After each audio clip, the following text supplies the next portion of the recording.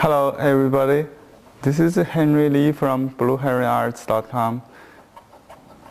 I'm going to do another demo of Chinese brush painting. As you can see, I'm grinding my own ink paste using an ink stick and ink stone.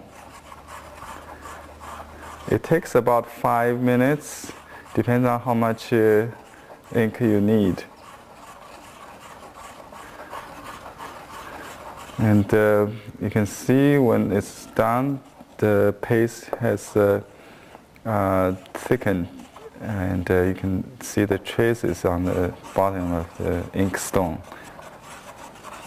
This means it's ready. And I use two large, long-handled water brush pens. If I paint inside, I don't need to use the reservoir, but when I do outside, I store water in the reservoir. So you can see this is a regular brush, kind of.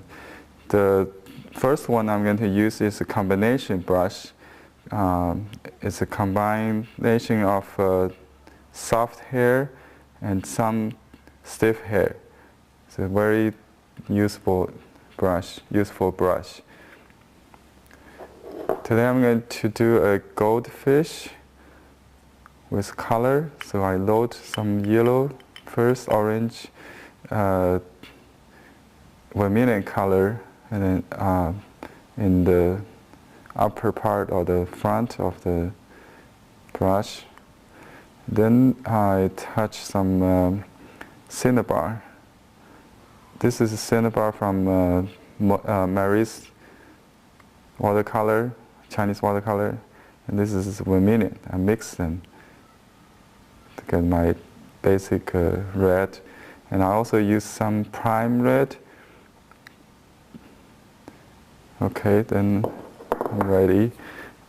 You can start from the head or the body, depends on what you feel. And if I start from the head, I just dot that, and then I continue and lift the brush to the little handle of the tail, if you will, and then just like that. And you can see how I twist the brush.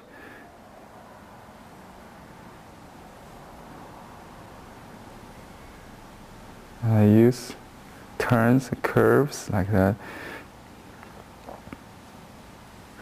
This is the fins.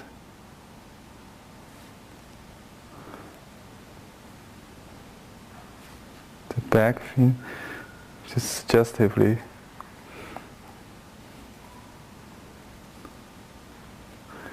And I use the stiff brush. I soak the brush a little bit. Use a paper towel to control the moisture. And then use some ink. This is the lip of the fish. The brush is very dry, so I control the bleeding from breathing. Yeah. Okay, this is the first fish, and I use the same brush, or I can dilute it with some water to get gray.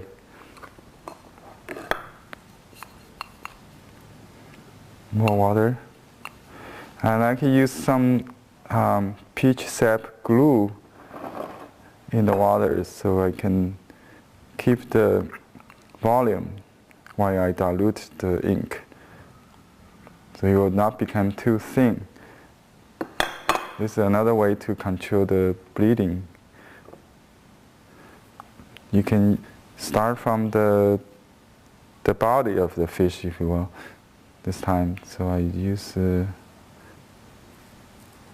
strokes, one left, one right, then the tail,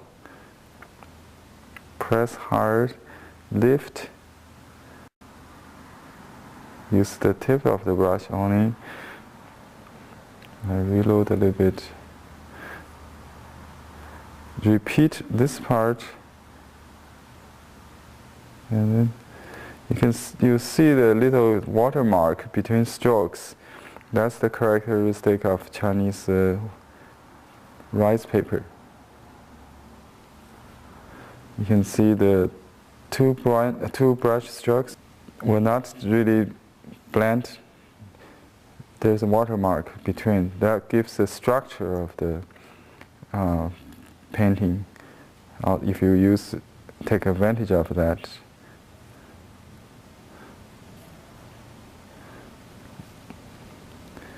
Okay, then I use some dark.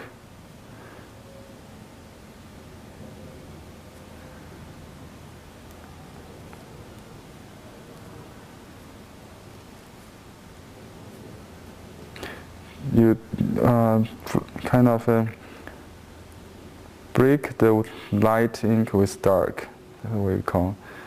So they blend together naturally, blend into each other naturally.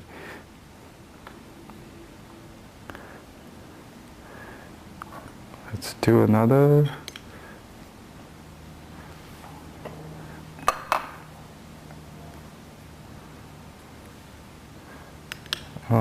I'm not using a regular combination brush, which is also a soft and a stiff combination, but without the reservoir. It's a basic beginner brush. If you use only one brush, this is the one I recommend. Okay, it's a very light ink.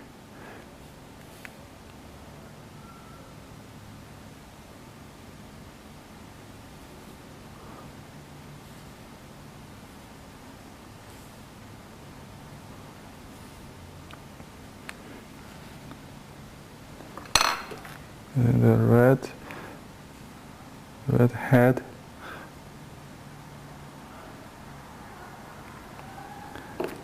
And some fins.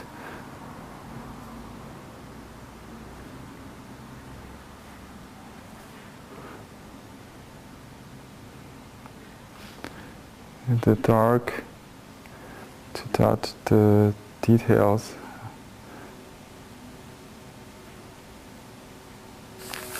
You see, I use the paper weight to kind of stretch the paper a little bit. We'll flatten the paper with the mounting later after we finish. Okay, you can see clearly the watermark between the strokes. That's the beauty of Chinese rice paper.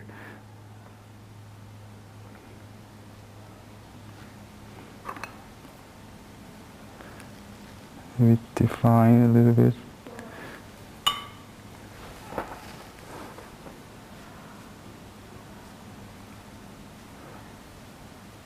You can dot a little squares if you like.